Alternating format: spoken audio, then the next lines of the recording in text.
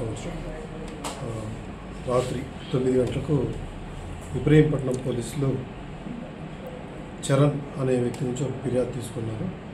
ఈ ఫిర్యాదు వచ్చి వాళ్ళ అక్క మరణానికి సంబంధించిన ఫిర్యాదు. ఈ ఫిర్యాదులో ఫిర్యాదుదారుడు పేర్కొన్న అంశాలు ఏంటంటే వాళ్ళు ఇంట్లో మొత్తం 3 సంతానం. పెద్ద ఆమె అక్క అన్విసెంట్ కాలేజ్ దిల్సుఖ్ నగర్లో ఫస్ట్ ఇయర్ చదువుతుంది. వయసు 20 సంవత్సరాలు. పేరు బావను మ్యారేజ్ చేసుకోమని రోజు చెప్తున్నారు.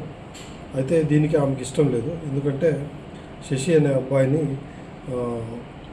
ప్రేమించి పెళ్లి చేసుకోవాలని భావించింది. ఈ విషయంలో ఇంట్లో వస్తున్న ఒత్తిడికి ఆమె అంగీకరించకుండా ఉండేది. అయితే నిన్న ఈవినింగ్ వీళ్ళ అక్క ఇంట్లో ఉండగా ఈ కంప్లైంట్ అంటే చరణ్ వాళ్ళ అమ్మ పొలం దగ్గర పనులకు వెళ్ళారు. వాళ్ళ ఆయన కర్మన్ గారికి వెళ్ళిపోయాడు. అయితే వెళ్ళిన తర్వాత ఇంట్లో ఈ శశి ఎవరు లేనప్పుడు ఆ ఇంట్లోకి రావడం జరిగింది. ఆ ఇంట్లో ఒంటరిగా ఉండడము వాళ్ళ అమ్మ చూసింది. చూసిన తర్వాత ఎందుకు నువ్వు ఆ పిల్లలతో మాట్లాడుతున్నావు, నీకు మేనబావతో వివాహం ఉంది కదా, నీకు చిన్న గొడవ అయినట్లు ఉంది.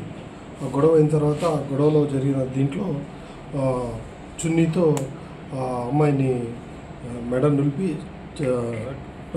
పడేస్తుంది. ఆ టైంలో ఈ బాబు కూడా కంప్లైంట్ కూడా వచ్చాడు. ఇటు తలుపు కొట్టే తెరకపోతే కిటికీలో నుంచి చూస్తే వాళ్ళ అమ్మ చున్నీతో వాళ్ళ అక్కని ఇది చేసి స్ట్రాంగులేషన్ చేయడం చూడడం జరిగింది. జరిగినంటే తలుపు కొట్టు పుట్టాలో వాళ్ళ అక్క కింద పడిపోయింది. ఈమె కూడా స్పృహతో పడిపోయింది. తర్వాత వాళ్ళ నాన్నకు వాళ్ళ మేనమావకు అందరికీ ఫోన్ చేసి పిలిపించిన తర్వాత పోలీస్ స్టేషన్కి వచ్చి కంప్లైంట్ ఇవ్వడం జరిగింది. కంప్లైంట్ ఇచ్చిన తర్వాత పోలీసులు వెంటనే బాడీని ఉస్మానియా యూనివర్సిటీకి షిఫ్ట్ చేయడం జరిగింది. తర్వాత అక్కడ ప్రొఫెసర్తో సమక్షంలో ఇంక్వెస్ట్ జరిపి పోస్ట్మార్టం జరిపించడం కూడా జరుగుతుంది. అయితే గ్రామంలో ఉన్న ఇతర సాక్షులను కూడా ఇంకా విచారించాల్సి ఉంది. అలాగే వాళ్ళ తండ్రిని, ఈ అమ్మాయి తండ్రిని కూడా ఇంకా విచారణ చేయాల్సిన అవసరం ఉంది. గ్రామంలో ఇంకా ప్రత్యక్ష సాక్షులు ఎవరైతే ఉన్నారో ఆ సమయంలో ఎవరెవరైతే వచ్చి వెళ్ళారో వాళ్ళందరినీ కూడా ఇంకా విచారణ జరగలేదు. ఎందుకంటే పోస్ట్మార్టము తర్వాత ఆమె స్పృహ తప్పి పడిపోయి ఉండటంతో ఇంతవరకు విచారించే అవకాశం తల్లిని మాకు రాలేదు. ఆమె స్పృహలోకి వచ్చిన వెంటనే పూర్తి విచారణ చెప్పి తర్వాత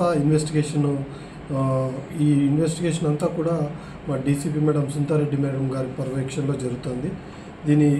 ఈ ఇంక్వెస్ట్ అయిపోయిన తర్వాత ఇతర సాక్షులు వెరిఫై చేసిన తర్వాత వాళ్ళు ఎగ్జామిన్ చేసి సీన్ అంతా కూడా రీకన్స్ట్రక్షన్ చేసిన తర్వాత మీకు మిగతా వివరాలు తెలియజేస్తాం.